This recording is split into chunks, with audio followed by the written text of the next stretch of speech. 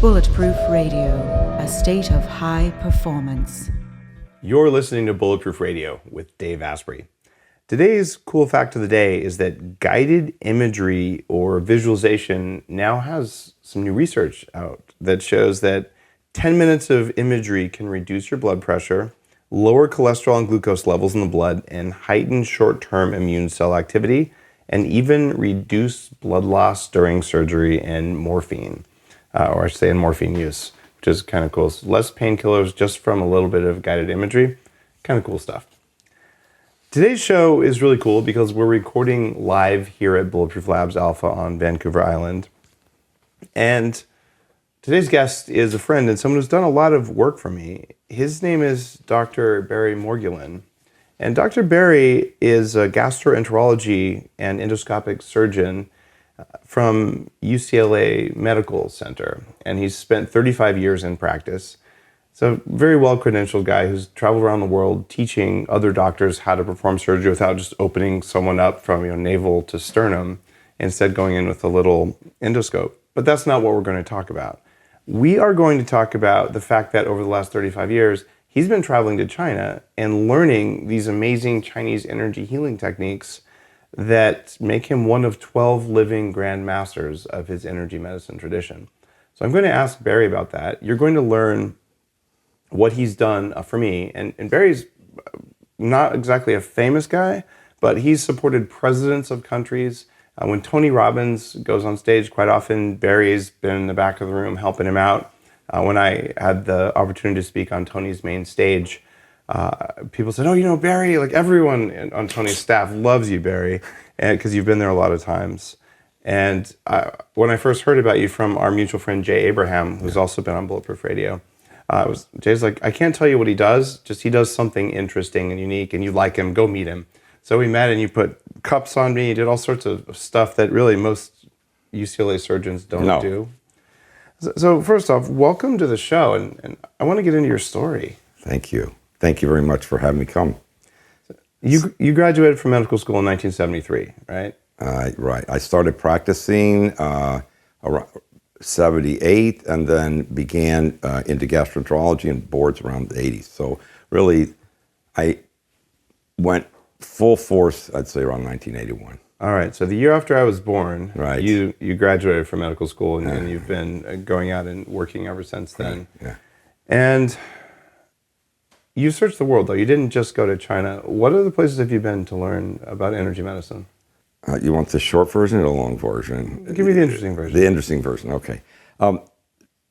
It was, 35 years ago, when I started practicing. But I was going, I always used to come in through the emergency room. So I'm coming through the emergency room and I hear the people, in pain, and I'm walking up to see my patients and to discharge them. They're all doing well, but one patient, Mr. Rodriguez, I sat on her bed and said, you're doing great, Mr. Rodriguez, you can go home now, it's wonderful. And the sun was shining through the window, and I said, wouldn't it be great, though, if you didn't have to go through this at all? What if you never had to get these tumors or diseases, and you could avoid this whole hospital, you could get stronger through time. You actually could, instead of having this downhill course that people think life's about, because she wasn't 21, she's much older, that you could actually become healthier with time. And she's such a sweet old lady. Maybe you could imagine your grandma or something. She takes my hand, she says, if anybody can do it, you can do it. Go try. And so in that scene with the sun in her hand and me feeling this anyway, after that, it just kept bugging me. So I said, I'm going to do it. So then I went on and started a search for the next, 25 years, looking for what would do something for people to allow them to not only not get sick, but actually get stronger through time. And your capacities to be able to function, whether it's sports or whether it's writing a play or whether it's becoming, inventing something, all those things are within us, but people get waylaid by, illness or distractions or your kids. It's a lot of things. What if you became really, really effective? So I started looking for that. And I went to Italy, Germany, all Europe, 13 different countries, South America, Central America. All of them were great, but I still didn't find what I wanted. And I went like every 3 months. I had other doctors cover my practice. So you go down, like you went to South America, let's say. Right. So you go down, you show up, like I'm a big bad Western doctor, and you go back 30 years, huge credibility, white lab coat, people, they sprinkle flowers in front of you. Right. Not really, but you Or were, a baseball hat. Yeah, very, very well respected, in other words. Yeah. And what would you ask for? Well, no, it was the way I'd worked it out was always I would be able to teach there, and I would get to teach first. And I figured through the doctors there, they must know everything that's in their community. So by offering my services to help out, and I would go like every 2 or 3 months, and I would just call different doctors at different hospitals in different cities and say, would you want me to come and demonstrate some of the things that we know in advances? Because at that time, Los Angeles, UCLA was very, very advanced in gastroenterology. So it was a real plus to visit other places and discuss and go over things, because doctors really wanted to find out what's going on the other side of the world. Okay, so this was before cell phones. So you would show up and you'd come with great credentials. Yeah. And you'd say, all right, so I'm going to show you my Western medicine things. But then you had to be like, I want to know the crazy stuff. Like, what would you ask these guys for? Because they're also doctors, but they know maybe more of the local traditions. Yeah. So what would you say? Six to 8 years of asking people, well, I understand that what you're using here in the hospital, but so are we. But do you have anything so where you don't have to use medications? Do you have anything where the person can like avoid coming to the clinic or seeing the doctor?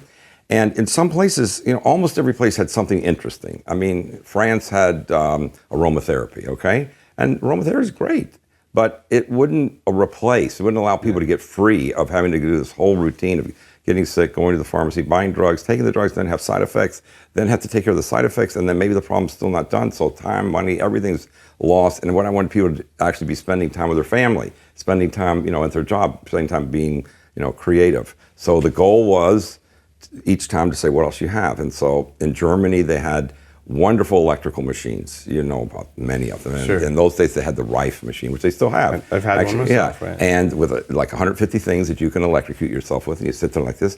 And there's nothing incorrect about any of the people, even in Brazil with all the crystals and crystal beds and crystal mountains, and you spend all this time meditating there. It's fabulous. But it wasn't something I could bring a whole crystal cave back to UCLA. It wasn't something I could have you have at your home, because my goal was that each person, remember, could be their own physician. You be your own doctor. You just keep yourself healthy and well, and then you start to become your own guru after a while, because you're hooked into staying healthy and happy and in peace, not worried. So each place was just phenomenal, but Central America had all these huge herbs with these big leaves that they were burning, and everybody would inhale all this, and there would be altered states. But again, I wasn't going to get that through the IRB at the hospital. They're going to, what leaf, where, who's checking, so that wasn't going to go over well. So I had to keep looking for a long time, and it wasn't until I think after about 8 years I decided that I don't think there's any other place. I think I'd logged up to 150,000 miles airtime. And had taken a lot of time off work, but I had a big practice. I was very successful, still am, but I mean, I was at the peak very soon in my career, both teaching, being at UCLA, having a practice, and being able to go around and instruct. Weren't you a little concerned that your colleagues would think you were crazy pants? That was very important. I tried my best just to tell people that why do we need to cover your practice? What's the reason? And don't you need to stay here? Your practice is going to fall apart. Why are you going? And I said, well, I told them what I'm looking for, and they went, oh yeah, right. You're going to find the fountain of youth. No one's found that yet. You're wasting time. And so they would heckle me every time. Yeah. Every time I'd come back, and finally, as I said, about 8 years into it, of leaving every 3 months, one guy said, well, you find it yet? And I said, no. He says, well, you're never going to find it. He says, it's just it doesn't exist. And so that time I made up my mind. I said, the only place I haven't gone is China. But back then, China was not China today. It wasn't like Manhattan Beach. I mean, Manhattan in New York, landing there, it was completely different when I finally went there. It was just rickshaws, bicycles, crowded streets, almost no cars, and not a wealthy population. So when I got to work there, finally I had the opportunity when I was in one of the hospitals to read some books that had pictures in them. And those books had pictures of people treating somebody but not touching them, not doing anything and the person was getting well. So I asked the doctors I was working with there, and they said, yeah, that's the source of all of Chinese medicine. That's the source of everything. Remember, we're the Middle Kingdom. They still had all that information from those days. And whether you're a Western doctor and believes or not, that's their culture. And it actually is very useful to know the principles behind that. And they said that all this has a source, and that's the source energy people. And I said, great, when can I meet them? They go, impossible. You'll never do it. And I said, why not? I said, because they're not here. They're not in the cities. After Mao, they were all sent into the mountains, and they don't come down very often at all. And they're not very nice. They stay up there, and people have to go there who want to get treated, and it's treacherous working your ways up the mountains. And also, they may not treat you, except for a huge expense. In those days, somebody could be treated, I was shocked. This is 25 years ago, people say $10,000 a treatment. Good God. And it was amazing. And what happened is I got to see it happen. I got to see people getting treated when I finally made it up there. How did you make it up there? How did you establish the trust, trust is a real interesting thing in China. I was able to work in the hospitals. I had wonderful connections with all the people there and the doctors. And so I kept, at lunch, at dinner, sometimes over their house, I said, come on, you must have somebody who could take me there. And so finally, a couple of them said, okay, my cousin will take you this far. And then his friend will take you beyond there, and you're on your own. We can't protect you. So if anything happens out there, remember, this is China. You've read about, the Huns coming over the mountains. We can't tell you what's going to happen to you. Plus, there's no fine roads to get up the mountains. So I didn't care. I really had been looking for so long. There's no cell phones. There's no way to cell communicate. phones. Nothing. All right. So you're at the hospital, but didn't you learn about Chinese herbs first? Yeah, that was really funny. Really fun. So from the hospital, you went and how did you learn about the herbs? Because that was first. That was before I found that book. Because I asked them. Remember, every city I would go into, I'd ask the doctors, okay, what do you have different? What do you have that you use instead of routine Western medicine, pharmacopoeia, surgery? They go, you're at the top of the endoscopic advancing curve, and you want to know about something from our old culture? I said, that's really why I'm here. And so they said, okay, what you can do is we have a nearby traditional Chinese medicine hospital. And in there they have acupuncture, herbology, and some massage, some acupressure. So they said, if you want to go there, great, go ahead. We'll set it up for you. So I actually worked in the pharmacies there. And working like grinding up salamander eyes. Yeah, the pharmacy there is not what you expect. It really isn't. It's there's a big open window that they have to keep open all the time because with the fumes coming up, it's really almost toxic. That gets you to, have a direction for it to go out. And then the ladies who were there, let's just say that you don't have the antiseptic technique that we have in the West. It was, okay, go over there and pull out that little drawer that you'd have to reach up to get. And there was all these little tiny wooden drawers like in Harry Potter and that guy there. Kind of like the thing like this, a little smaller, you just pull it out. And sometimes I couldn't even see what was in there. And plus they were dirty and dusty. So you go in your eyes, you go, I wonder how often this thing has been opened and what are they going to do with it? And so I'd reach in there and I'd go, oh, what is this? And, the weirdest things that now you can read about, but I don't know if you'd want to take it. I mean, if I offered you to eat this, you wouldn't. But so they put it in this big canister, and then they'd add water, and then they boiled it a certain technique, and then finally decant those things off. But what's in there is, you want me to tell you? Sure. Oh, gosh. All kinds of things. Bat wings. I mean, I've been to traditional Chinese food. There's stuff like pieces of animals and bugs and bark. And swallows, saliva. Yum. Yeah. All kinds of poisonous things that come from either small reptiles or larger reptiles. You're right, bat wing is in there. Spider, certain things from the spiders. And it was so fascinating to me that they could make these potions. And then I would go upstairs with the pharmacist afterwards and with the nurse, and we'd roll this cart twice a day. And we'd stand at the patient's bed and say, okay, drink this. And we'd have to watch them drink their medicine, okay? It's and disgusting. So while I was there, I had to try it. I said, well, you're here. I'm going to see what this is like. The patient looks like they're tolerating it. So I tried to drink almost every one of them, drink as much as I could and see what would happen. And let's just say you really have to want to get well with that regimen because the taste is unbelievably not okay. And I think my experience of herbology, though, was that a lot of patients got a lot of benefits. And it wasn't in the United States very much at all, and I'm glad that much of it's come here. But then again, the quality of the herbs they've got is not something that went through a factory or anything else. It's all go out here and pull this off of this mountain, and during the springtime, collect enough of those, and then we'll have that for this particular medicine. And then acupuncture was same thing. I got to learn how to put in long needles with flames on them, and it was kind of amazing. The closest I've experienced to that is here in Victoria. I got a referral to a guy almost in his 90s from China. His eyes kind of look in different directions, and has written a textbook on acupuncture and herbs. Same thing, really long needles, all that sort of stuff. It was the first real acupuncture session. Yeah, that's the old style. That's the best style. It was phenomenal. I felt like it was like my energy skin fell off my body and went into the floor. It was the strangest feeling. And afterwards, he wrote something in Chinese, said take it to the Chinese herb store, and they opened the drawers and they gave me these big paper things full of weird stuff to boil. Tasted like ass. Terrible. I think it made me better, but Probably. It was unpleasant. It was unpleasant. So how am I going to bring that back to UCLA? It's not going to work. It's not something where, and my goal always was, of course, it was fascinating to learn, meet people who are so committed to having these disciplines work. But they all had drawbacks. I mean, when you're doing the acupuncture thing you're talking about, when we did the long needles. You say long, like 4 or 5 inch needles going into organs and things. Oh, yeah. Wow. Yeah, but plus surgeries doing those. Yeah. Wow. But when we did them in clinic, which was like 3 times a day, it's not like one person's getting treated. There's like one bed here, and then 3 feet away is another bed, and then another bed. So you can imagine needles are going in this one.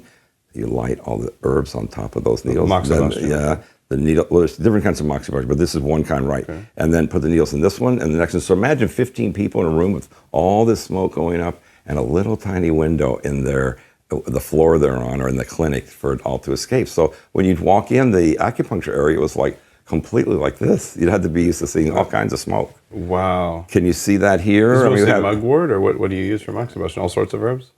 Yeah, a lot of different. Yeah. That was fascinating, what different types of herbs that they used. Wow. None of them smelled like the moxibustion we have in the U.S. now. They were all quite strong, which is what I'm saying. If you had a whole cloud of that in front of you from a lot of different people, you'd go, this is a lot of smoke to be breathing in. But I said, I'm here for a period of time. I want to see this. I want to know what it is. And everybody else seemed to be doing okay. Plus, when they went outside, they were smoking cigarettes in between. So, it's very big in the Orient, especially China, smokes cigarettes. So you learned all this, and you said, I can't bring this back to UCLA. And then what happened? How did you get to the next level? Did you go to the Shaolin Temple, or what was the deal there? No, the next level was I was already doing martial arts. I've been doing martial arts both here and during the 8 years when I was searching. And even though I did go to the Shaolin Temple and did get to meet a number of those wonderful people and get to do the exercises with them and have a great time, it still wasn't, I didn't think that standing on wooden posts and doing different poses was still every client or every patient was going to do when I come back. Yeah. I wanted something that the person could take off on their own, and they wouldn't have to be that powerful, because some of the Shaolin guys were really powerful. They could break things, which I loved learning how to break through wood and rocks. You learned all that kind of stuff. Mm-hmm, yeah. Right. Yeah, because I thought maybe it was on the way. I thought maybe I would sort of find it in all these different things, but I didn't. So you're a pretty peaceful guy, but could you turn that on right now and kick my ass? I wouldn't do that to you, Dave. Of course you wouldn't, but could you? Do you still have that? You can't say that to your friend. No. I of course you wouldn't. We're friends. But in other words, you walk around, you're a very, very peaceful guy. Right. But do you have that the ability that if somebody actually... Yeah, it's one of the things that's really... It's one of the really things that's important with this discipline that I'd love for everybody everywhere to have at their fingertips, is that you get this ability to be 360. Mm-hmm. So instead of just being, hi, I'm here with you, you're not just sensing this, which is part of the whole program. You're sensing here, and you're actually sensing behind you too. Mm-hmm. So if you have all those sensors on, which some people go, I didn't know I had those sensors. Well, this is what it's about.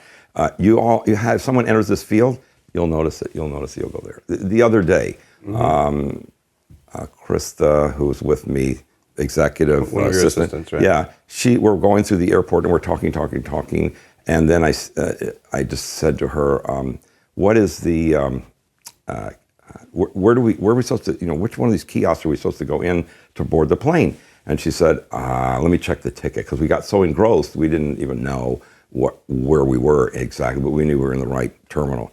And she says, okay, number. I said, that's it right there, right in front of it. She goes, you did it again. Serendipity. All of a sudden, even though you're involved in something that is completely different than knowing where you are in an airport, part of you is still picking that up. And so then when we stopped in that place, we actually stopped in exactly the place that would support us. So we didn't lose any time. We got to do two things at once. So you have the situational awareness, and you still have your martial art sort of background, and some of the things we were doing earlier. It's a story. I want to remember that. This is another of my very advanced martial arts friends who was telling the story of one of his teachers who was walking down the street in the 80s. He was walking with his friend, and apparently back then the cool thing was if you see someone who you can just tell is a martial artist, people came up to challenge him to a fight. That's right. It's so hard for Americans to understand that you. What do you mean? You mean you're walking down the street and people may break into a fight? Yes. The discipline for many, many years, and some of the old Chinese movies will show you that, this clan is over here learning this type and this type. No, it's not like, okay, that's great. No, one of you is going to end up the one telling the other one that their style is not okay. Right. And so there's constant fighting. Yeah, I saw a lot of that. You saw a lot of that, okay. Well, in this case, my friend was walking with a really advanced master who really wasn't into fighting, but the guys picked up and he said, I don't want to fight you guys. And they said, no, we're going to. And he said, all right. And he did something, and they basically both fell down without being touched. Yes. Right? And you could just say, oh, fine, whatever, that's myth. But no, my friend was there. He's not lying to me, right? Like, this happened. And then as soon as the guy was done, he goes, oh, I have to do too much masculine energy. I have to do some feminine energy to balance things out because I don't like doing that anymore. Yeah, but it's right. It's fascinating that there's that stuff. So did you meet the guys who can do this? Yes. Yes, no that's kidding. When I finally got to the top of the mountain, and they showed me. Well, at first they didn't want to show me anything. Of course. Tell me that story. It's cool. What happened when you got there? When I first got there, it was like I was seeing what I'd finally always wanted to see for now going on to 9 years. And where was it? It was the top of a mountain. So how'd you get there? First on a train, then on the back of some guy's motorcycle, sitting on that thing, and then there was a long walk up the mountain. Okay.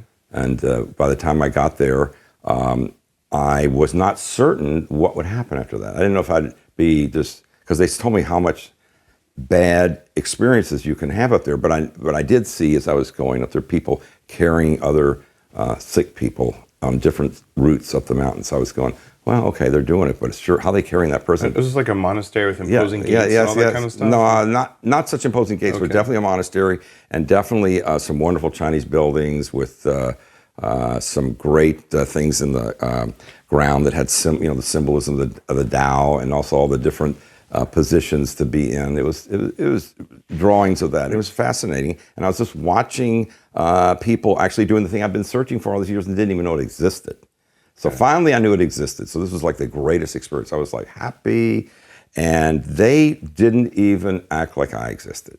And here's, back then in China, if you're a Westerner, usually you get a huge amount of attention. I mean, zero. When I first went there, they're like, I want to take a picture with you. That's right. Because I've never seen someone so tall. Yeah, right in the cities. Almost 20 years ago, right? Yeah, right. When I was in the cities, when playing with kids, it was wonderful. Everybody wanted to touch you, hold on to take a photo. Wonderful. But up here, remember, their MO was that you really don't belong here. So they Why are you here? You. Okay. Huh? So they would ignore you all completely.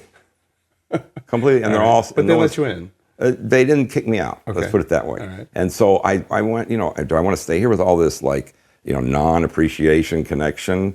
And of course, I have a voice in the back of my head back then. Not so much now, but it's going, hey, they shouldn't be treating you this way. What is going on? They should at least have some courtesy.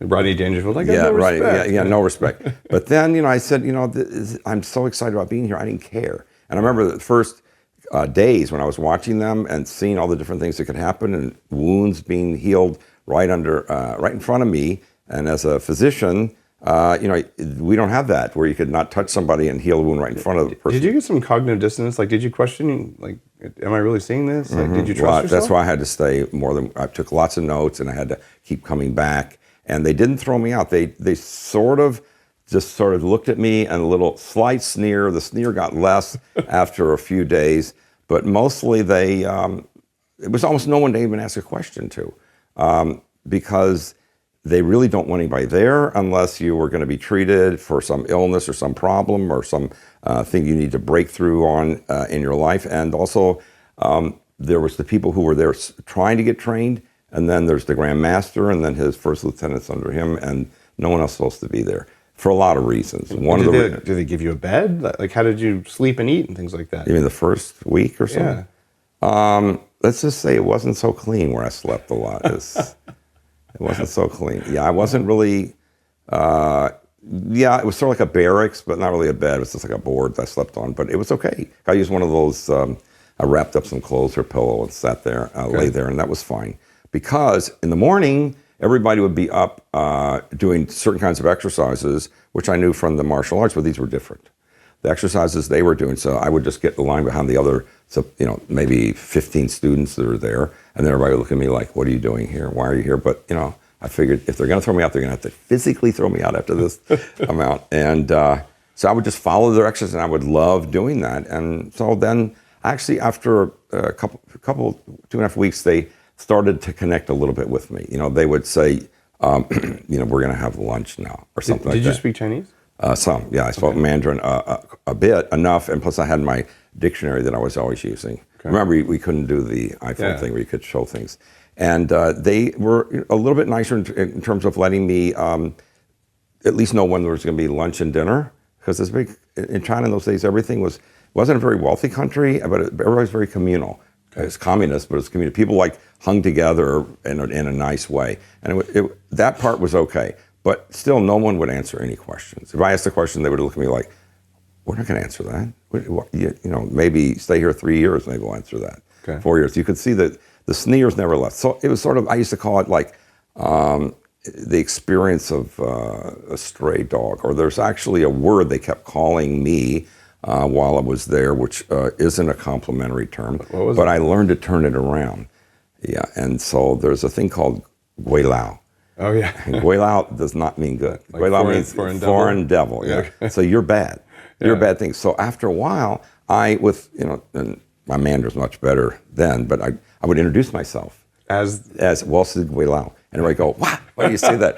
Because I didn't even have a name. That was my thing, because that's what everybody else called me. So after a while, I got a little rapport with the people, and of course, I stayed at a distance from the grandmaster lieutenants, because they're always like a sacred space they're holding, which is one of the things they really wanted you to know. This discipline is meant to be a sacred space. It's meant to be the repository of all the energies that, as I found out later, all the energies that eventually grew out of the branches of, Kung Fu, Qigong, Acupuncture. They all had to have a source. This was the source. It turned out to be the source energy. So I was really fortunate in that regard. What's it called in Chinese?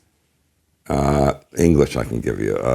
In English, it has two names. One is called Get Younger Energy, and the other one's called, which is the most common name, New Life Energy. Because as you get treated, almost everybody says, if they do the exercise, they go, this is the best I've felt in days. And it's almost like you drop your karma if you keep doing the exercises, and you get to go forward with a new life, and you feel younger. So that's how it came about. So guys listening, remember that thing when I said I'm planning to live to 180 or longer? I think I might learn a thing or two from Dr. Barry. Just saying here. Yeah. All right. So continue.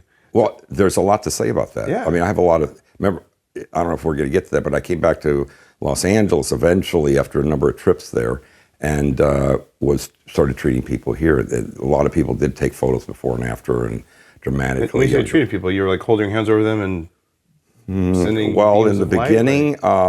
Actually, I want to know more about how there's more of the story. What happened? You want that back at the temples? Yeah, tell me more. What did they do at the temple that taught you this? Like, what was it like to learn this stuff? Okay, so you would think, having gone through a medical program, which it's pretty rigorous. It's vigorous. It's very much like being in the Marines. You're here to work hard, and you're not going to have any free time, and your teachers are your bosses, and you're going to follow that, or else you're not going to get a great education, and we're going to kick you out. So anybody who was a pre-med knows that, and then in med school it's the same. And then I went beyond med school to internal medicine degree, another 2 years in that, and then boards, and then in gastroenterology and endoscopic surgery with that, another 2 or 3 years, trying to get more and more training, because I wanted to find out there's the best of the best in Western medicine, but it was never like you had free time. was like a lot of work, a lot of learning. And you might say, well, after you learned all that stuff, you said more room in your brain for that. Well, to me, I didn't like what I saw and felt every day as I walked in the hospital. I went, I really just came in to be a doctor to help people, and I think I've got this part down, but it's not enough. It's not what people really need. People need the relief to not have to have all these things pulled in just because you get ill or you get an injury or a bone broken or something like that, which up there, it was much easier to treat any kind of break. It was amazing, all the breaks I saw and the deformed people that would come up from birth defects and all of a sudden their deformity's gone. I mean, there's so many stories. You're talking like miracle healing stuff. That's why I'm not going to talk too much about that. Let's talk about the basics. Here's the other. You're not claiming you do any of that stuff, but you saw this. Yes. As a witness to it. Yes. It's okay to say that. I mean, you were at a place in time that's largely lost at this point, right? Yes, right. And this happened. Either that or you're crazy pants. I know you pretty well. You're not crazy. No, too many people have come to see me, and then I've taught too many people these exercises. Mm-hmm. You mentioned some of the people before. Yeah, you're teaching me these things, right? Right, and the exercises are all you need to do, plus be in front of the videos or listen to the audios maybe in the car, and you can download the same vibrations it took me 15 years to pick up and be able to bring here. But how did I learn it? I think that's your real question. Yeah. How easy was it? Not easy at all. The first time when they said they would allow me to learn, because up until that time they just sort of tolerated me being there. And I had all these conversations on, you guys got to let me hear it. America doesn't know about this. And so anyway, that part got done. And then a couple of years later, then I came back and then they said they would teach me, which was the dream come true. But they said a lot of provisions on that, a lot of caveats. One, they said, this training is not meant for anyone to make it unless they're supposed to make it. So if you don't make it, which is what happens to 99.9% of the people, that's okay with us, including if you don't make it physically. Like, you could die. That happened even when my training. I saw that happen. You saw people, others. Yes, it was not. It really shook me up because they said each one of they called it attainments or levels is another level in which you have sensors open your body and you can pull in more energy to be able to treat other people. And these sensors are basically mitochondrial channels. Some of them? The mitochondria are so important because the mitochondria, you already have all that information about the ATP, the ADP being there and generating that. Well, part of the science of all that is you have these cells that are here and you'd like for them to be nourished and you have such great supplements to nourish them, but also you need the environment to nourish them. And as I learned, the environment is made up of, and if anybody wants to get into physics, is made up of so many great things that if you could tap into that, you would be able to have a much stronger and much more vivacious and also a much wider experience of your own life. So you remember Einstein said that energy, nothing in the world really can be destroyed. It just changes from one form of energy to the next. If you burn a cigarette, it sends, not a cigarette, burn a fire, herb, and then smoke goes up, and the carbon fibers go up, and the carbon goes away. It gets recycled into something else. So actually, he was clear that it all went around and around. And so energy cannot be really made or destroyed. It's actually all in there, which is part of how this whole discipline works, is that you get to tap into all the different vibrations and all the different forces that are part of being a human being. But anyway, the hard part was that every single test they gave me was not fun. And every single test made me actually, it doesn't matter how positive you are, it doesn't matter how many great surgeries you've done in the United States, how many people you taught, you're out there hanging on a mountain in the middle of cold and no one's there caring about you. And you've got to be doing either certain exercises or you've been given an assignment to figure out this koan. This Zen koan, and you have no idea what it even means. And so you got to stay out there. If you come back, they're treating you worse than they treated you before they sent you out. So you're out there in like freezing cold, doing exercises, thinking you had to. Wow, is this hardcore like out of a movie? Mm-hmm. Well, it actually, some people want to make a movie. Actually, some people did make, there's a couple movies from people that I've that done my courses that I brought back or treated personally. I think there's 2 movies about this story that I've gone through that I'm telling you. And what are the names of the movies? Do you want me to come the movies really? There's, I want to see them. Yeah, I'm sure people listening some of them. No, it's just a part of it. It's just a little part of it. Just a part. But they took part of it and they stuck it in there. And both movies were big bestsellers, big blockbusters. But anyway, so I mean, like I think one of the attainments I had to do was you had to be able to sit in snow and like melt the and melt the snow when you're in your I would say bathing suit. It was like Wim Hof kind of stuff. Yeah, your bathing suit was not your bathing suit. It was like who brought a bathing suit? So you use your underwear. You're sitting out there under ice all around you, and there's snow there, and you've got to the next stage is, are you going to be able to pull in enough energy to keep that place warm around you and you warm also? Wow. And if you don't do that, you get pneumonia and die? Well, yeah, that's the end. That's the end of your training. Wow. And you go, well, can I have another chance or something like that? Or can't you let me do it? Well, if you failed dramatically, like you really were getting close, then they might come in and say, they'd look at you and go in disgust. Is that all you're going to do? Is that all you can come with? Oh yeah, always disgust. Or sometimes we go, American. And they'd make that sound like wow. It means, because they wanted to see if you were going to keep reaching for this other sense that your body, these sensors that turn them on, and you do have the ability to do that. That's what the videos I've created and the audios I've created, that people listen to those before they go to bed, when they get up. It's very easy to take this in now. You don't have to spend 15 years in China trying to get all these different vibrations. You can put yourself into that top best performance and keep improving. And so that was the thing that I really noticed when I finally did get to come back to the United States. So you had these, what was the highest level challenge, the most challenging one you went through?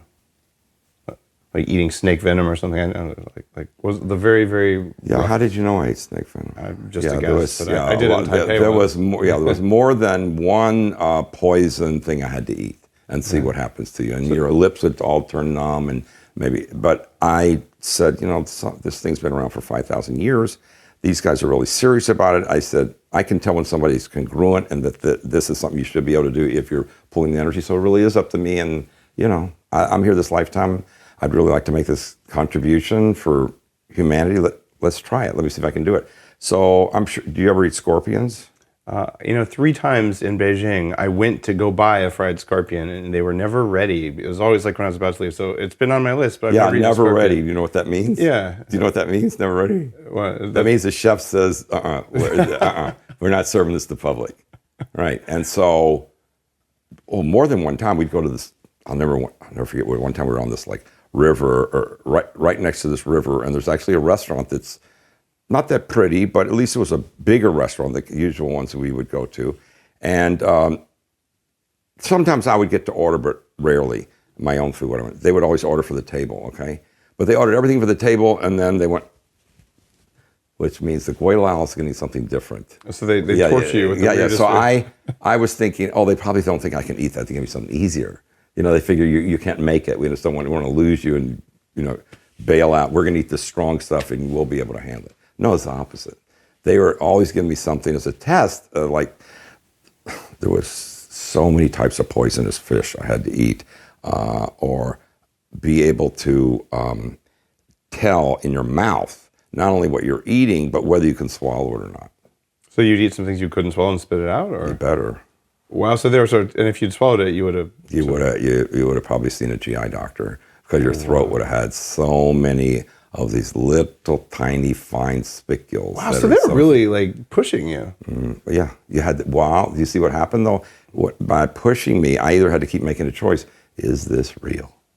Is this real? If it's real, I should be able. If I really, really, really want it, and obviously I do, and I've been built like a we're all human beings, and they're human beings with this training. Somehow, I think I could do it. I don't know how, but I'm going to try. So you keep reaching until finally there's that moment when you go, the light bulb goes off in your head, and you have this almost this, like being in Mr. Rodriguez's room, sunshine comes in, all of a sudden you go, if I do this and this, I think it would work. And you sort of get a vision of it, and then it would work. And then I'd come up with the right answer. That happened to me a number of times where I was really tested.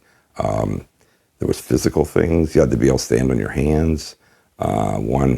Things that people do here in the military, which is not very common for doctors. 1-hand push-ups, then 4-finger push-ups, 3-finger push-ups. Those things, I'm not my hands are for surgery, not for those things. But they were always intimating, which turned out to be absolutely true, is that you sort of have two bodies. You've got the one that you've sort of allowed to express itself through whatever channel you came, whether you came through Brooklyn or you came through Los Angeles, you came through, Seattle. It doesn't matter whose family, where it is. Pretty much people's bodies are within a certain range. And then that's not your only body. You've got all this energy to connect to in the world. Some people like to say your energy body, but what that is, that's like a limitation also. Because people go, well, how far does your energy body go? And then they go to an expert and goes, well, it goes to here. I can show you. But actually, no, it actually can extend as far as not only you want to or you need to. And this is what blows people away in that how they get well or how they can do, I've treated people that have been in the Olympics or NBA and PGA stars, and I don't want to say their names, but because what I'm really interested in is that the people like normal people, the rest of us who want to excel at work and at home and also get your, stomach adios and try to get yourself in shape normally without stressing thousands of hours doing things. And when you connect to that body, people start to lose weight, people get in better shape, and you become more agile. And that body is actually much more able to do a three-handed push-up or break through a brick or something than just taking your hand and thinking it's a object and then throwing it into a rock and thinking that'll never break the rock. It'll break your hand, but you won't be able to. What breaks the rock when you go through, and I certainly had plenty of chances to do this, what allows them to melt the snow is that you're not just experiencing yourself as a little tiny speck that exists in a little tiny planet on a far distant, constellation, far away from all the others. No, you're actually experiencing yourself like we saw last night. Remember we walked outside and we were watching the stars? Yeah, I saw the Aurora Borealis. The Aurora Borealis and how clear the stars were. And people who, certainly if you watch these videos and audios, when you watch the distant stars, you're going to have a totally different experience. It's not going to be like, oh, that's interesting. Those exist over there. No, you actually are connected to those in so many different ways that you can experience and utilize. So, but everything was step by step. You didn't learn anything without, there's an old saying in Chinese they would always take their fingers like this and they'd say, okay, now you're ready for this small piece of knowledge. And you would go, I want to learn the whole thing. An American, just teach me, give me the whole medical book. Right. I'll get through. I'm an A student, please.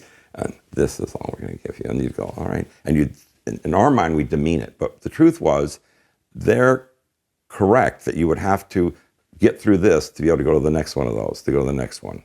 It was very, very useful. Their training program is just brutal. And as I said, I did see people, get hurt. One time we had to walk through a pond that you could see the snakes rolling around in the pond. Like poisonous snakes. Not only those yellow poisonous snakes. It was terrible. And what you had to do, you had to walk through, not in the water. You had to walk on the water? No, you had to walk, almost. When the grandmaster walked over it, I didn't see his feet touch the rocks. But I knew that when he was on the other side, he wasn't going to wait for us. He just kept walking, which is typical of the whole training program. There was always like, well, are you going to do it? Or are you going to go home? It's fine with us if you go home. So you walk through a pond. So you walk through a pond, you had to step foot on the next rock, the next rock, the next rock. Many of them were wet. And you've never been on this pond before. And so you had to be so much in quote unquote balance in your body and in flow, which is what this energy system is all about, is you being in flow and you being in your best self. And you never know what your best self is, which is part of the program, which everybody really knows when they're a teenager or just before that. Your best self's so big, and then you narrow it down as you go into life and saying, well, okay, I'm a dentist and I have a family and I have a car and a house. That's me. But what if your self is this huge ability that you could connect to, so that as you walk, you could be balanced on even rocks that are not stable. And I was able to get through that. I must say I did not walk as slow as the Grandmaster walked. I actually went as quick as I could. Poisonous snakes. But it wasn't like the rocks were close together. It was really something. And I remember that was another one. I said, are we going to do this or not? And so I said, I'm not going to be the last one to go over the rocks. I think that would be too scary, so I better just jump in and do it. There's like about, I think, 8 people with me besides the Grandmaster. So it was really challenging. Did one of the guys fall in and get bitten, or? On that one, Yeah. no. But one of the guys who wasn't happy about that, he said, this is getting way too dangerous.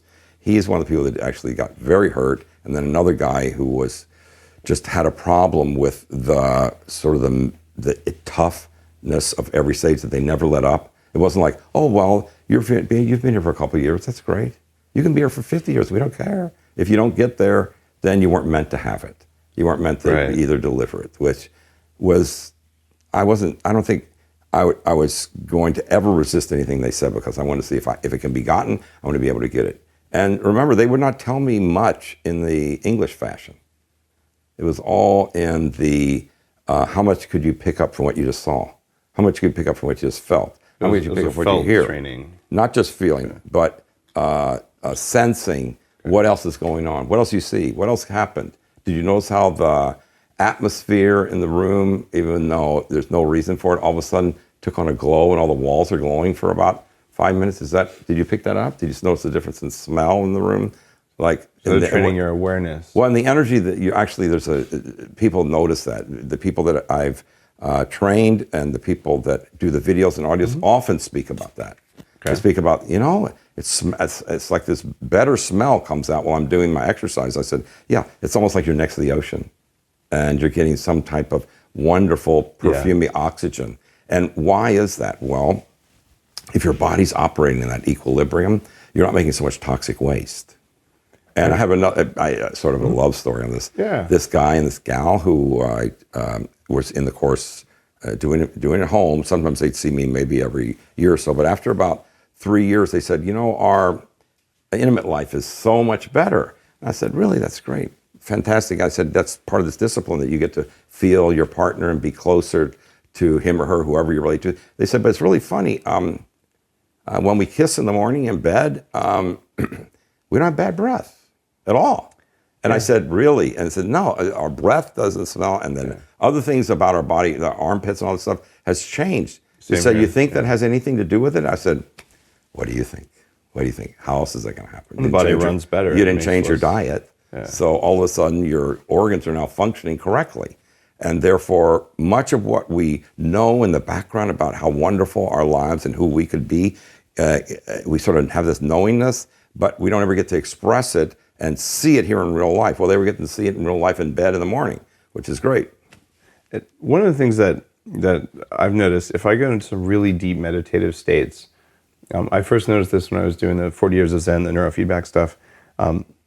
I'll smell like lily of the valley, like a really strong perfume that just comes out of my body. It's the weirdest thing, but people will come in to like disconnect electrodes and they're like, I like your perfume. And I'm like, I'm not wearing perfume. That's just wherever I went. Yes. That's the kind of thing. But it's not really necessarily coming just out of your body. Who you are is an interface between all this here and then this. And once that starts to happen, then it all balances and then fragrances come out. It's the weirdest Remember thing. Buddha, what they talk about all the time?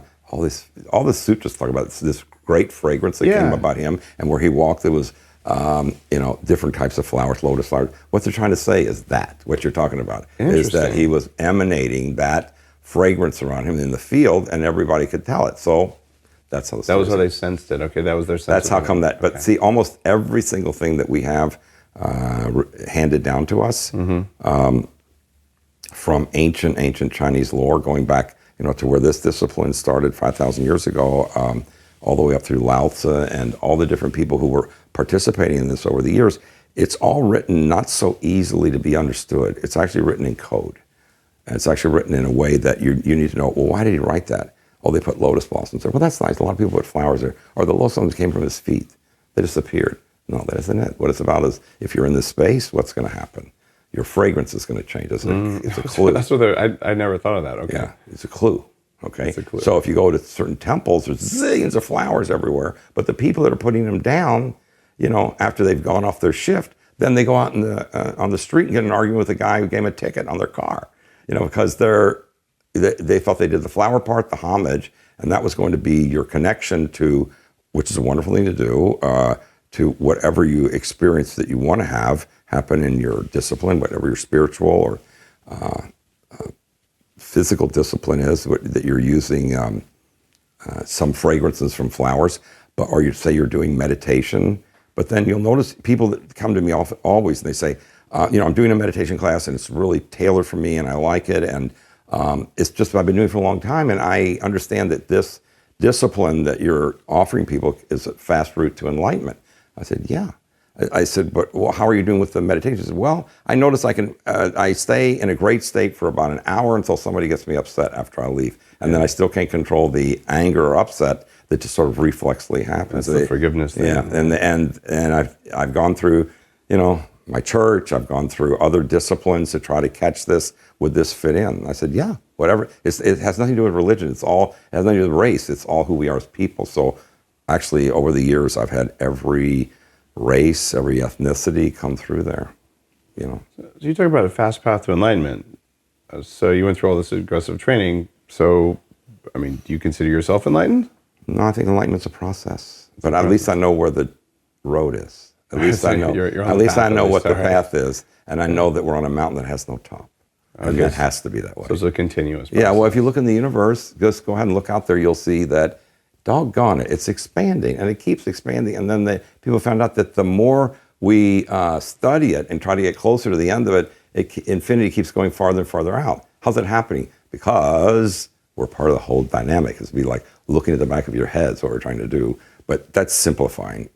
Physics is fantastic to support this entire system. And that's why it was so wonderful for me as I would get back and see problems when I came back to the United States and would treat people in my office before I created all these videos and audios for people just to use at home, that people would get such benefit. And then you have other things that would go on. It would stay with them. Mm-hmm. So it wasn't like, if you went to a surgeon and they cut out, which is me, cut a tumor out of your stomach or something, well, then that's it. You just go on your next day and you didn't know you had it, was there. You aren't any better. But with this, everything that you do, even for an illness, you get better because your whole system is going better.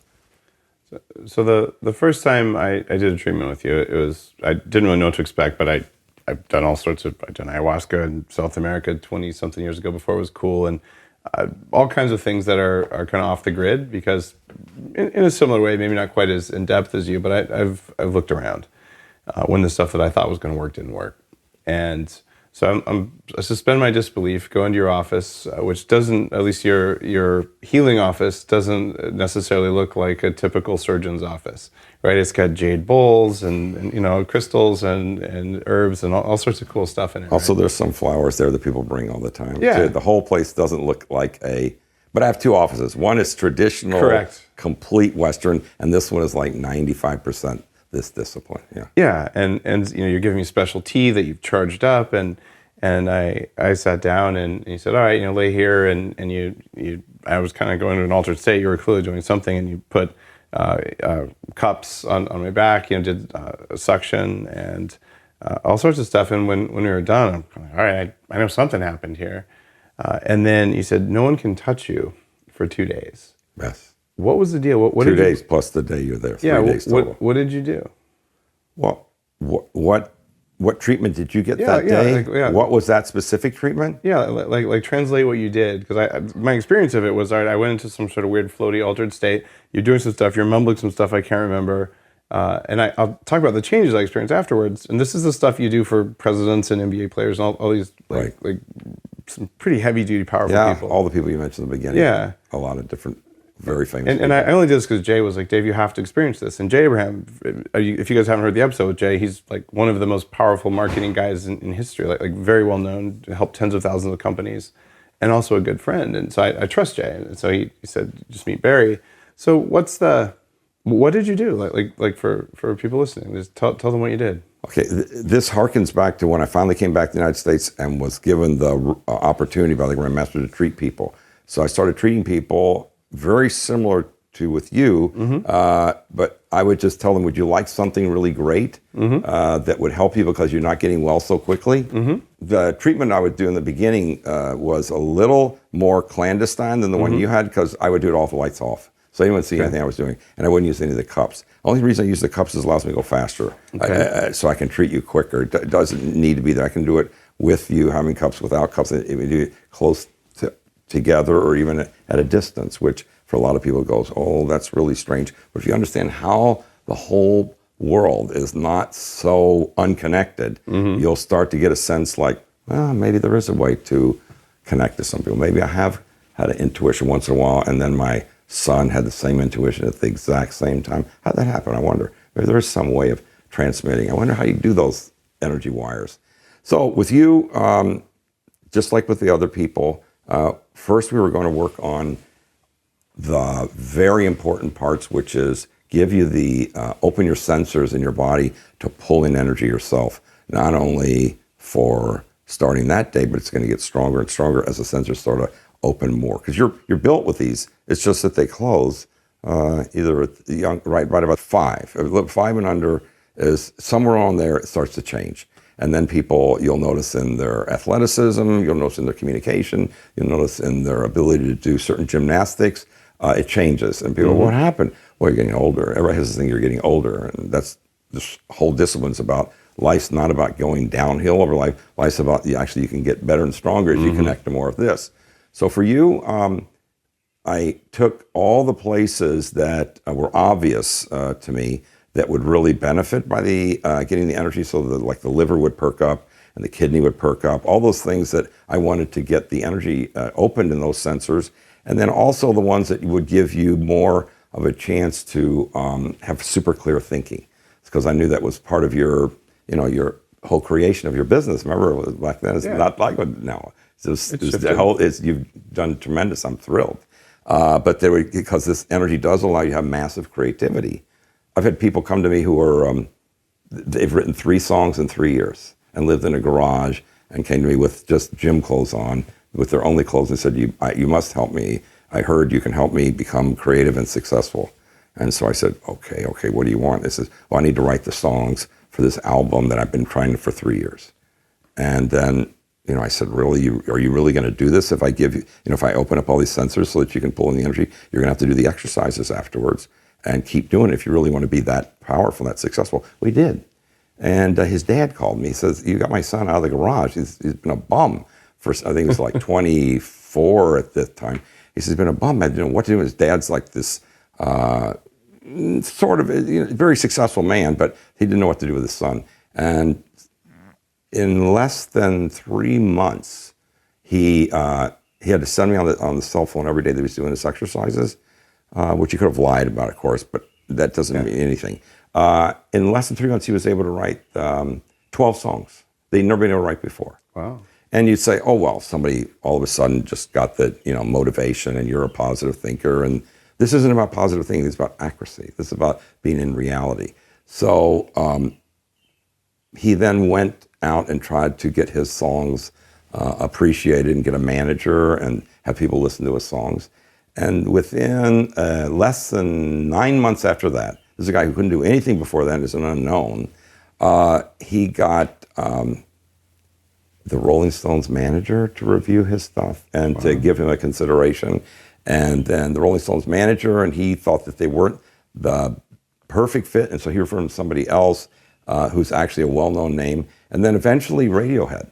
Wow, yeah. Yeah. So then he got completely into them. And now his biggest problem is, of course, the way remember, the mountain has no top? Yep. The next stage is that now he has to handle success. He doesn't know who to do. He says, well, what do I do with my manager? He wants this contract. I've never read a contract. I go, looks like you're going to need the energy to be able to read a contract. He says, can't I just give it to somebody else?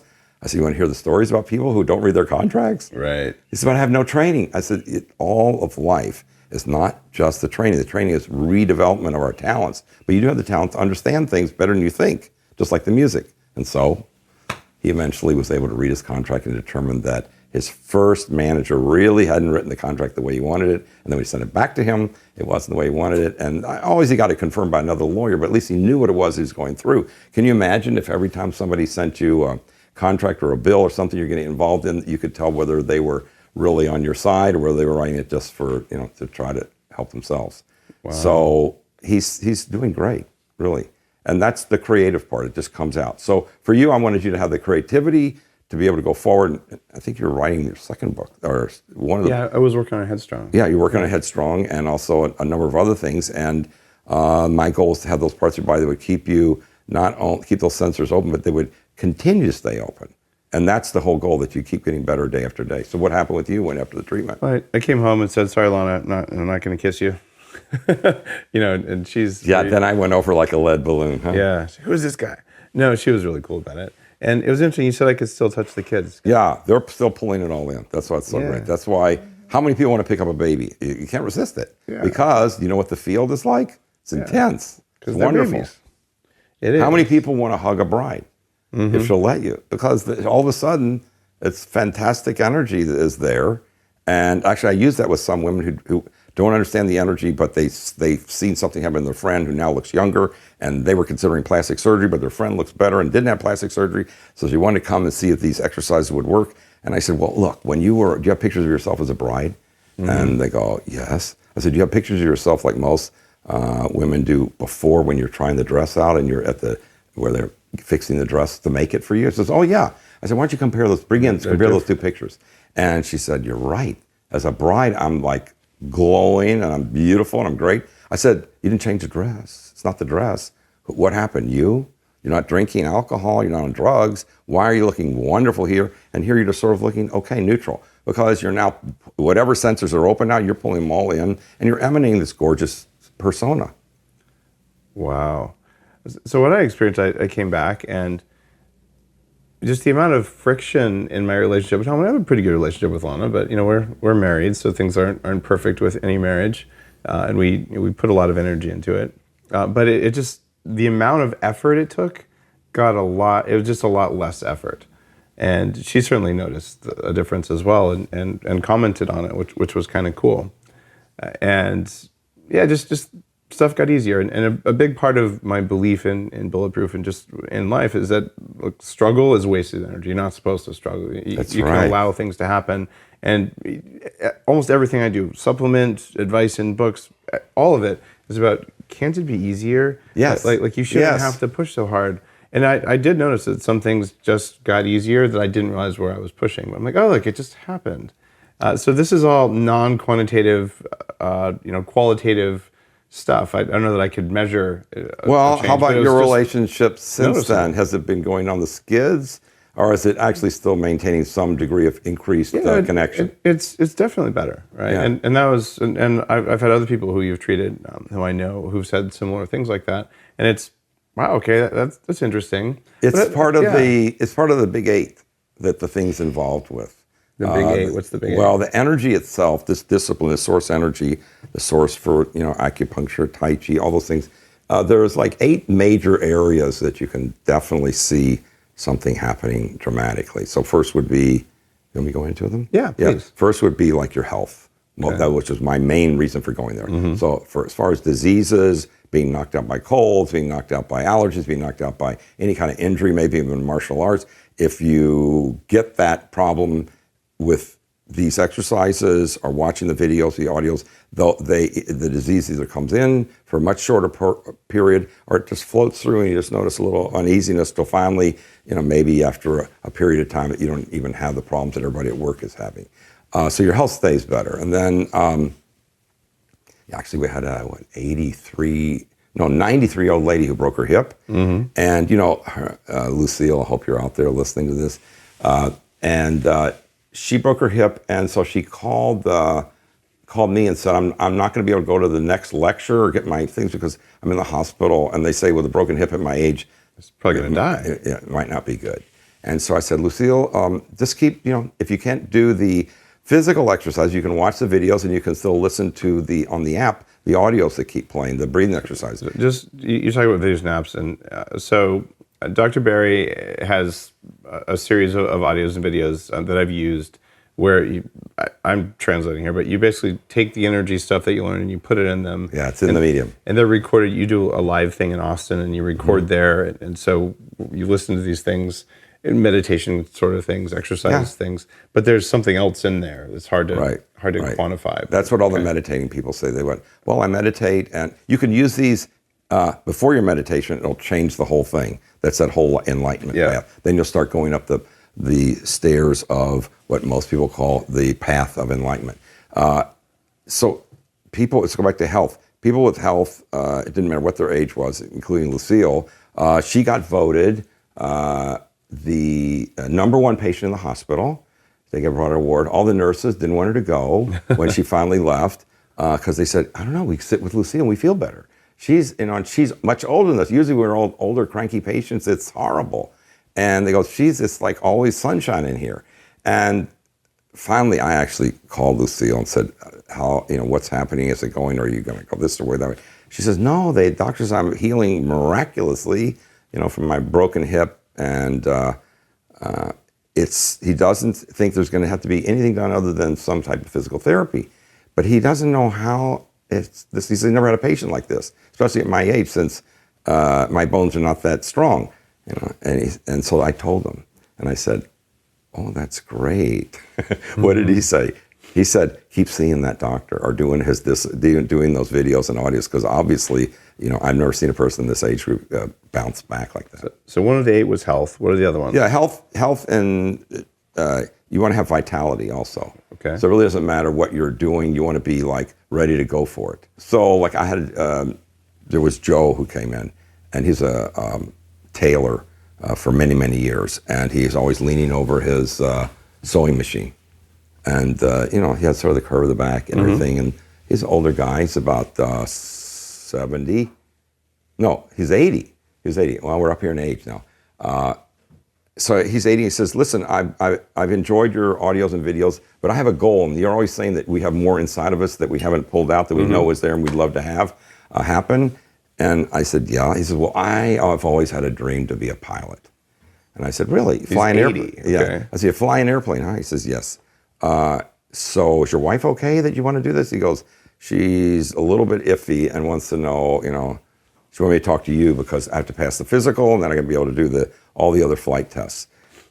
He says, so you think this energy techniques would help me? And I said, yes, I've seen people, doesn't matter what their age, even if they're 5 years old, be able to do great things. They're just vital and be able to go forward. And I've seen people in your age group. So he said, okay, I'm going to do it. So then Joe, about 2 years later, a year and a half later, he called me. He says, go outside in the parking lot. I was in Austin at that time. And he was flying his plane over the parking lot. And it was fascinating. Yeah, it's really great that at 82, he could take on something brand new. So this all fits that part of us that you can get stronger with life. It's one of the main tenets. And life doesn't have to be hard. It could be easier and more fun and more exciting, finding out about yourself and about the whole world, and including relationships. That's one of the 3. The relationship thing is because you're more peaceful inside. When you're feeling like I'm really capable and I'm strong, my health is good, and I'm going to be able to do what I want to do because strength and power is another one. I've got this. I've got this, so that when someone comes up, and forget about road rage, just the normal day, you're in the hall and you say hello to somebody and they look at you like, why did you say hello to me? Or somebody knocks you and they're being inconsiderate. I'm not saying this would ever happen to you, but maybe to other people. But in the hospital, especially in the county system, there's a lot of people running into each other. And so you could be offended by that. But if you're in this peaceful state, you don't have to think about it. You're just, okay, that was interesting, and you keep on moving. You stay on your goal. I'm that way now. I didn't used to be that way. You stay on your goal where you want to go, make things happen the way you want them to, and then you keep pulling more into the sensors. So relationship improves so that your field is such that you're more kind and you're more considerate of other people because you have the experience that you're, 1, not beating up on yourself. 2, you don't have to think about your psychological situation. You're actually just feeling good. You're actually in that able state. And one of the others in the 8 is people, especially the athletes, talk about this, is that it's constantly you get to be in the experience of the zone. You get to be in this experience of flow. So if you want to go out and say you're this happened in the past, an NBA player, and they're having the finals, and there's something terrible happens to you, and you need to be, either you're not going to be able to play or something's got to be done. And you can bounce back. Now, what I'm interested in is not just NBA players, because they're a small fraction of the world. Plus, most people don't feel they can relate to them. I want you to relate to yourself and how great you can be, because that's the way you really were built. And when you were your son's age, he knows that. If you let him loose, he'll be going until finally you got to turn out the lights. And that's what we're really made to have. So in part of the 8 is you have got that. And one of the other greats is called serendipity on command, which is that people notice not only your relationships get better and people are nicer to you, but that also, and you're nicer to them and you don't even know what you did. Right. And I've had that from so many people, especially professionals. Their wives write me and they say, listen, I want him to keep seeing you because our marriage is back to much better shape than it ever was before. And I don't know what he did with you, but I want him to keep doing it. I said, well, exercise and watch the video. Lana said I was more compliant. I'm not sure if I like that or not. Maybe that was her term for, no acrimony. But it's all your field. And your field is not something that you can like focus on all the time. You have to be pulling in the energy, and then the field occurs that way. Okay. And so if you've got this gentle, loving, caring, considerate field you're emanating from, you're helpful to other people, you're considerate, you're kind. In the serendipity on command, what happens is you find that your time is much more your own to get things done, and more time to share with other people, because things start happening for you that you didn't actually hammer it out, but you made a goal or intention, and these people start coming to you that you never thought you'd be able to contact with. Things just line up. Mm-hmm. Yeah. Okay, I had a couple interesting things like that just happened. I met the CEO, or sorry, the president of Levi Strauss the other day. Nice. One of the coolest guys I've ever met. Denim head to toe, but just a cool guy. And he goes, "Oh, I like your coffee." Like he'd actually tried Bulletproof coffee, and then we ended up like getting a video making coffee together, and we just got to chat about like pants design and things like that. Just to meet someone like that, and then he started that from zero. That's phenomenal.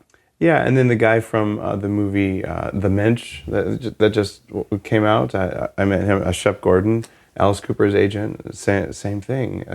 It wasn't something that you'd written a goal on for 10 years and hoped that it happened. It was just like possibly something that would benefit you, and you wanted this kind of people to show up for you, and then all of a sudden, boom, boom, boom. Yeah, and he said, of course I'll come on Bulletproof Radio. I'm like, are you kidding? Like this is so cool. Like people who've really done world-changing things. So you get to find that you're connected to people much better. Without effort. Without right? effort. It's already just happening. And so this whole thing that everybody's trying to administer, which is peace and love, is actually what comes out of you anyway. And so then you're connected to other people that are like-minded like that. And so you can form a community of people that you really enjoy and you feel are more trustworthy, and you actually experience that trustworthiness. Mm-hmm. So this one of the things is not only the strength and the vitality, and the creativity, but you also notice that you're not a person you have to be finding something wrong with yourself all the time. You find out and then trying to cover that over with confidence. Yeah. And everybody's trying to teach you how to be more confident or how to be more motivated. What you do is you start experiencing, like I'm sure you went through, and then people continue, if they do the exercises or try to do whatever else they're doing in life, you experience you're more competent because you have all these qualities inside of you. Otherwise you wouldn't have thought of them before. You have the competence in there. Those sensors are connected up. It's just you have to have them stay open, and then you can do like a child does, stand on his hands. But we can't because we go, well, I'm older. Well, really, what happened? Let me see your joints. Let me see your ligaments. Well, my Pacini corpuscles are not connected, or something happened, or, if you don't use it, you lose it. Truth is, like Lucille found, it doesn't matter what age you are or how young. I've treated people 5 years old, and they've been able to have not only success physically, their grades go up. It's hard to believe how quickly their grades go up because they just listen to the app at nighttime before bed, and when they get up in the morning, that's it. And then all of a sudden they become very interested in school, grades go up, behavior becomes better, and then they're even running for political office. And it's not like hypnosis or anything that's in the app. No. The only thing I think that some people would relate to, like you said, altered state. Well, you are not angry. You're a little bit happier. You are in an altered state for that. It's wonderful. But one little thing that I think is worth everybody hearing, that the other day, I had a chance to treat this 7-year-old, yeah. And he was brought to me by his mother because of some things that was happening with his sister, other problems, that, they were arguing, a sibling rivalry. She was younger than him, both very cute. But the most important thing to him was not that. The reason she was able to bring him was not this problem with your sister, it's that he doesn't do well in baseball. And he doesn't like it, or they call it T-ball, right? And he can't catch the ball that well, he can't throw that well, he can't hit that well. And even the coaches had told him that, which is already generating some negativity at a young age, the complete opposite of what you're really meant to do. So she says, I want him to have a personal, and then with you, and then I see what can happen. So we worked on catching the ball. And so I asked him right away, I said, so show me how you catch the ball. And, he showed me this. Show me how you throw the ball. I said, I had some tennis balls there. And I said, okay. I said, that's not how to catch a ball or throw it. He goes, really? What do you do? He said, there's no technique. He said, no technique? No, you don't need a technique. He said, I thought I was supposed to learn this, and then I was following something. No. Where you catch the ball from is in here. If you're connected to your surroundings, that's part of the 360, where you can catch somebody's hand coming at you. Same thing with the ball. Your reflexes are way faster than this thing can think. So I said, would you just stop trying to catch the ball the way you were, which is sticking his hand out and it would bang off his hand? Yeah. And so this is a guy who couldn't catch the ball at all. So after we practiced a little bit, then I started throwing balls at different angles, and he could catch those. And then I started throwing them on the low bouncers is good. So it was really fascinating was that was interesting. I also showed him how to throw, but I was more interested in the catching. But then for the report from his mother and a bunch of people who know him was for the next days, he was catching everything. He was throwing candy up in the air and catching it. He was showing people how to catch things. Wow. He was taking fruit and throwing it and then catching it. He was doing so many different things. His parents said, he's really loving catching everything now. And we've taken him out for baseball. He's like, monumental change in his ability to catch the ball and also hit the ball. I said, yeah, the same thing. You think that you can think about how fast the ball's coming or where it is. No, the calculations are already in here. You just need to be in the space, in that energy field, these sensors open, so that when the ball comes, your arm goes there. It's the idea, a sense of ease versus a sense of struggle. Yeah. And he was thinking and struggling versus... Yeah, everybody's teaching him, right? This is the way you do T-ball. We're going to show you kids. Yeah, and so now for the rest of his life, he doesn't have to worry about that particular area being something that the only way to master it is, and there's nothing wrong with learning lots of techniques, it just won't allow you to burst through. And so the awareness precedes the technique. He was doing the technique before the awareness. And technique often has nothing to do with you catching the ball anyway. Yeah. If you see a really good outfielder, they're rolling all over the ground and boom, they caught it. Well, did they really think about that while they were rolling on the ground? They were plugged in. Yeah, they were into this. They were in the space where they needed to be. There's a famous video. I don't remember which baseball player it was, but someone's interviewing him, and a ball comes really fast from and he's just talking to the interview on camera, and the ball just reaches his hand up and grabs it. And like he was focused on what he was saying. Exactly. His awareness was on, and granted, he's a professional ball player, right? And I imagine half the people listening have probably seen the video because it got a lot of play. But that sort of awareness is the sort of thing that it sounds like you kind of have that turned on all the time. It's really useful. Okay. But afterwards, his mother, who came in the room a few times while I was doing this, she says, it's really interesting. I said, well, you can do the same thing. She goes, me? I don't ever play baseball. I go, it's just catching. She goes, really? And then I didn't say, I was looking the other way while I was talking to her, and it was like this. And all of a sudden I threw the ball just like that. And it went, banged her, and she went, she caught it. And she said, how did I do that? I said, we can do that all day. Come on, I'll show you a bunch of them. She laughed because she said, God, I thought it was only for little kids to be able to have this quality you were pulling out. I said, I'm not pulling it out. They're pulling it in with the energy, opening up those qualities we have inside of us that are there. It's part of your gift of life to be here and be able to express yourself in a lot of different ways, which is another one of the 8, which is you get to have no more of that word that people talk about, overwhelm. No more concern. No more that I've got to be anxious all the time.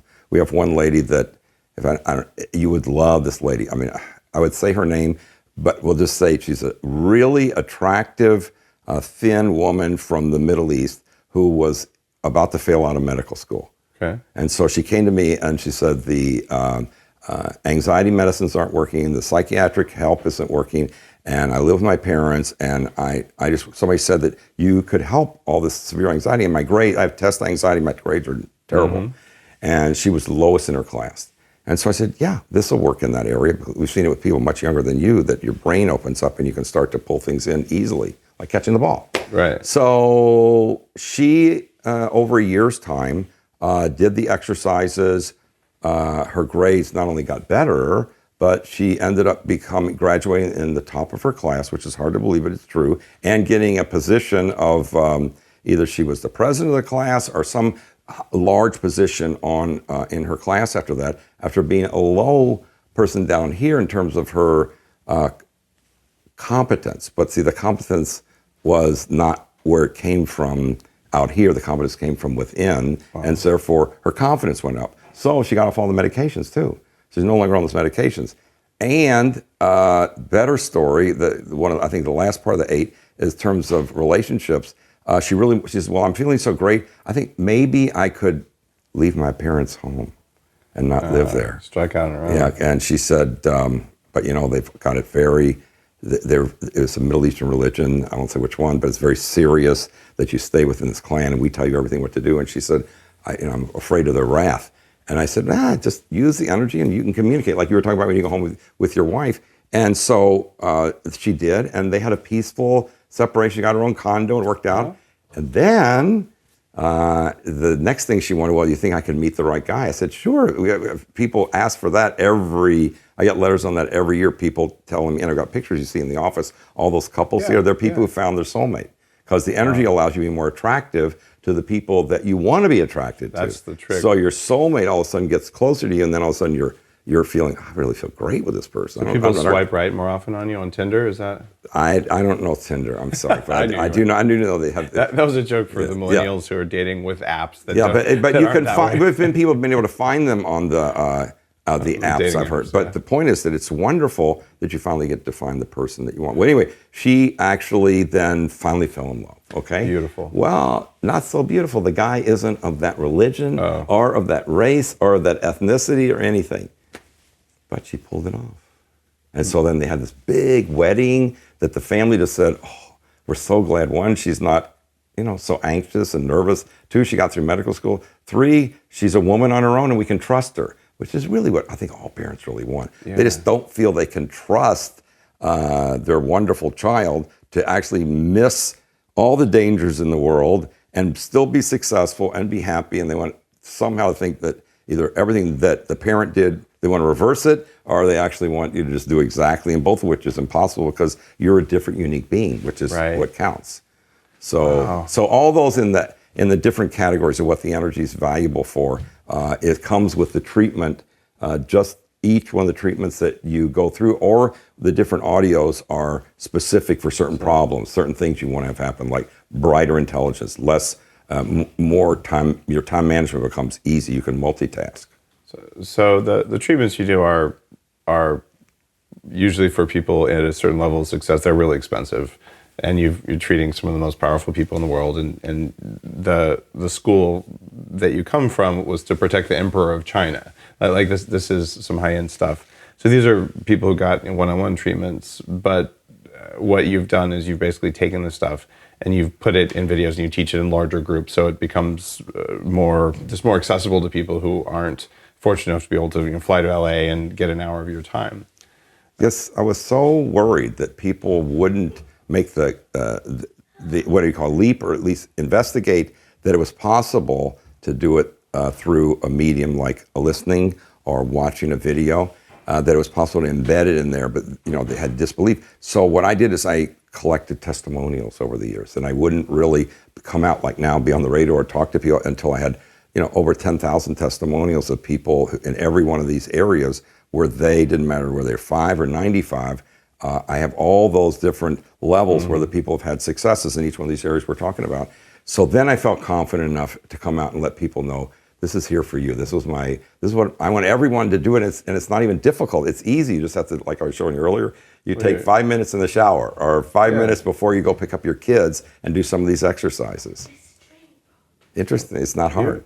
You're really giving, and if you're listening, there's a very good chance you've read Headstrong, my new book on mitochondria. There's a mitochondrial meditation that's in the book, and I just called up Barry and said, hey Barry, I need someone who can make a meditation that's all about mitochondria and about opening these things up. My understanding of mitochondria is that they are these ancient bacteria that are actually responsible for sensing the environment around us, and then they roll that up into what we perceive later. So Barry, you didn't charge me anything either. You're just like, hey, sure, of course. So he wrote the mitochondrial meditation, and there's a link in the book.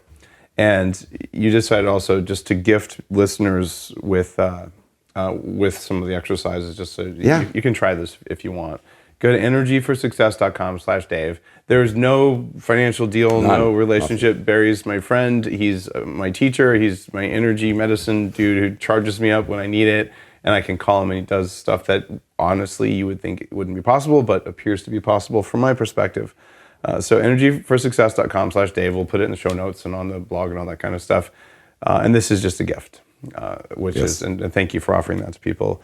I got to say, in my path, I'm a computer science guy.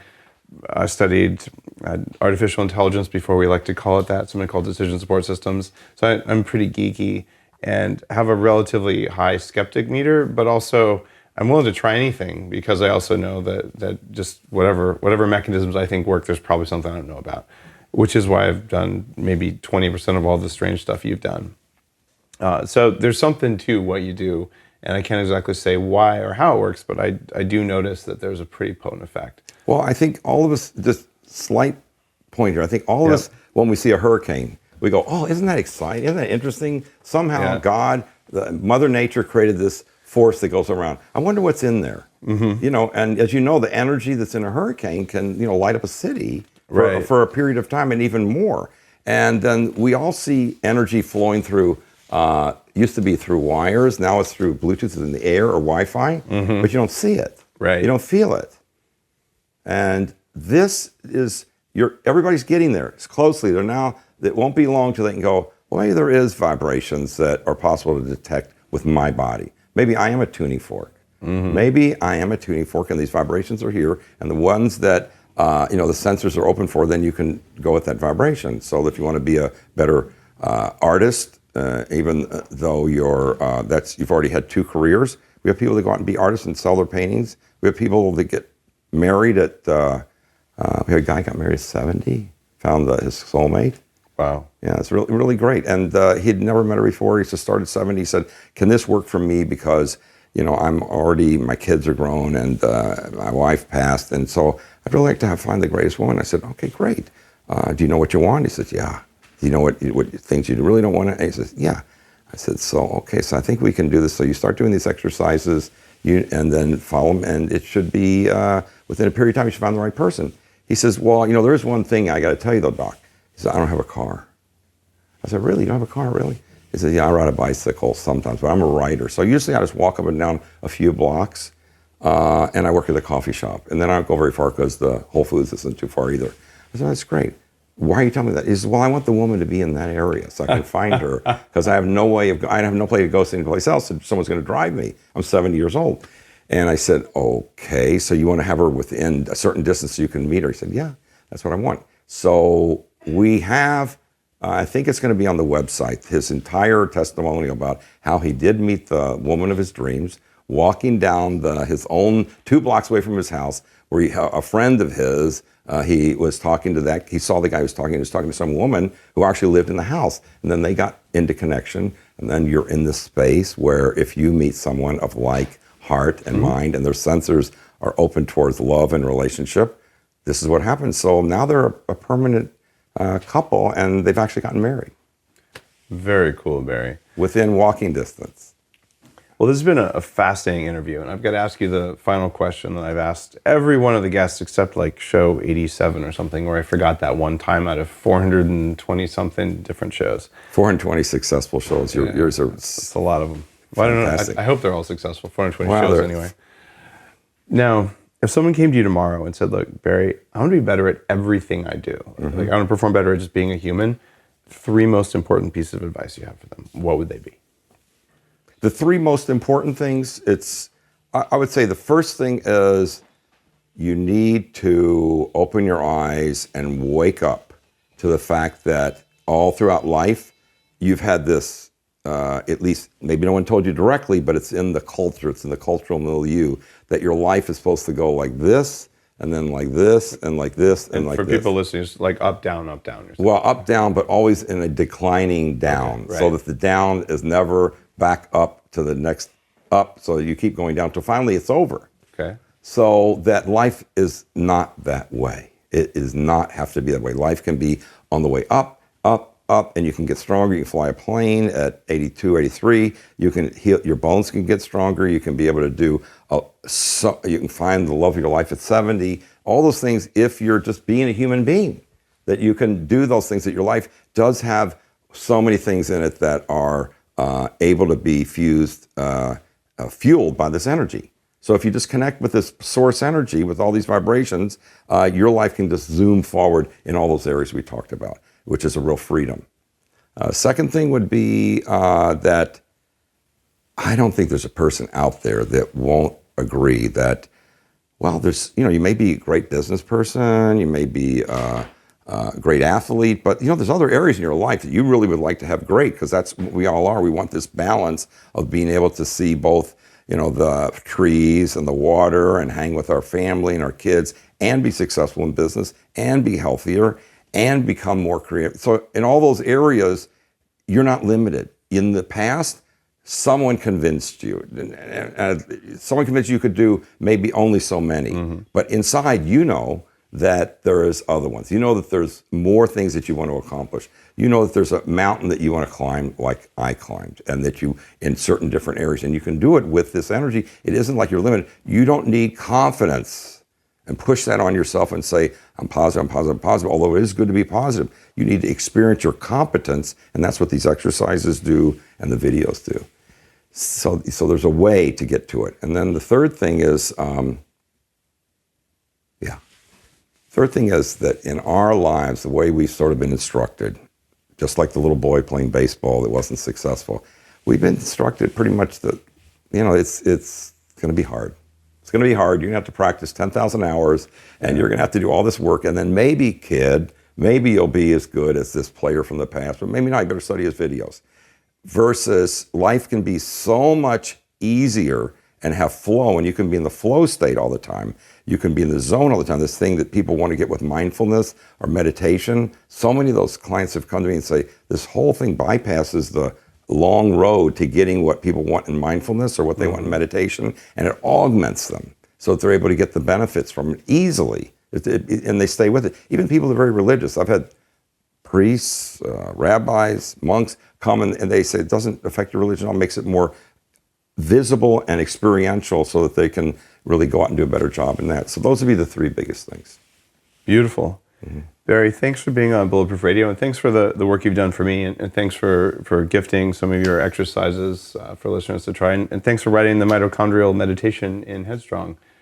You've been doing this for quite a long time, sort of under the radar as a quote real doctor, and now you're sort of coming out of that and just saying, I'm been doing all these years. I've been doing both gastroenterology every day, and then doing the energy treatments at night, and then the lectures on the weekend. So I pretty much have worked a 7-day week for, I guess, about 15, 16 years.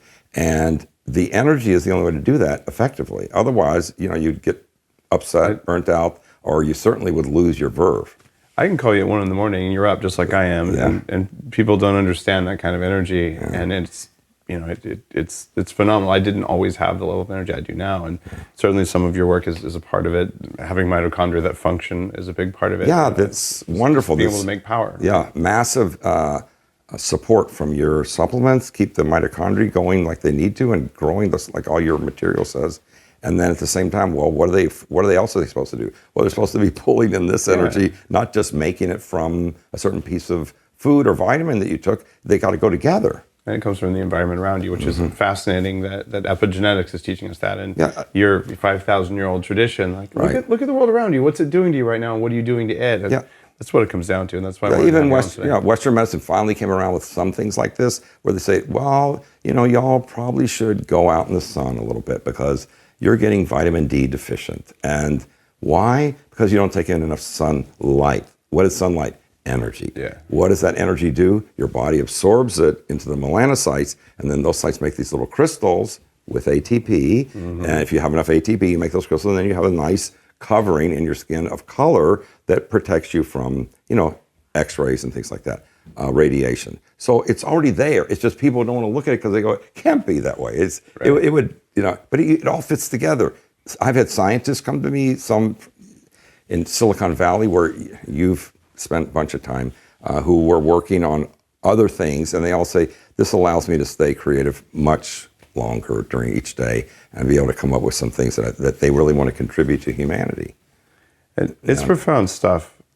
So thanks again. I appreciate it. And I appreciate just that you spent so many years questing to find this stuff and that you went through all the struggle to do it, and also that you're making it a little easier than climbing to the top of a mountain or spending thousands of dollars an hour with a very limited amount of time. Yeah, no one has to do that anymore. Yeah, nobody has to do that anymore. It's done. Yeah, it's cool, and so I definitely listen to the exercise or do the exercises. Well, sometimes I can say I'm not that disciplined at doing the exercises because sometimes I'm a little busy, but I'm getting better. Yeah, not only we're all getting better. I still do the exercises every morning. I mean, all these years I spend at least an hour. Doesn't matter if I'm in a hotel. An hour? You're telling me 15 minutes. I told you that with time you may want to do more. As you see, you can do more, but you can do it if you took 5 minutes out, 5 times a day. Yeah. How much time would that be? Yeah, you can fit it in. Yeah. Well, thanks again. And if you liked today's episode, I think it was a profound episode. We went longer than normal because it's interesting and fascinating. You know what to do. Actually, there's a couple things you do. One, go out there and pick up a copy of Headstrong. Headstrong just made the monthly bestseller list in the New York Times in the science category, sandwiched between two amazing books by the same author. One's called Sapiens, the other one's called Homo Deus, which is phenomenal. This is a kind of a who's who list. The hidden life of trees is on the list, and just for Headstrong to hit that in the science category, not advice and how to, was an incredible honor. And your work is in the book. You're certainly mentioned in it, and so you could go out there and you could pick up a copy of the book. I'd be really grateful if you did that because we're still working on staying on the list. The other thing you could do is you could just go to iTunes and leave a review that says that you like this, that this was cool. Share it with someone because this was awesome. This is a path that you don't tell your story too much. You're very humble about it, and I think we managed to get some of it out of you. So anyhow, I hope you enjoyed this as much as I did. Have a wonderful, whatever time of day it is that you're listening to this in your commute or at work or wherever else you listen to it, in the bathtub, whatever the heck you do. And I look forward to seeing you on the next episode.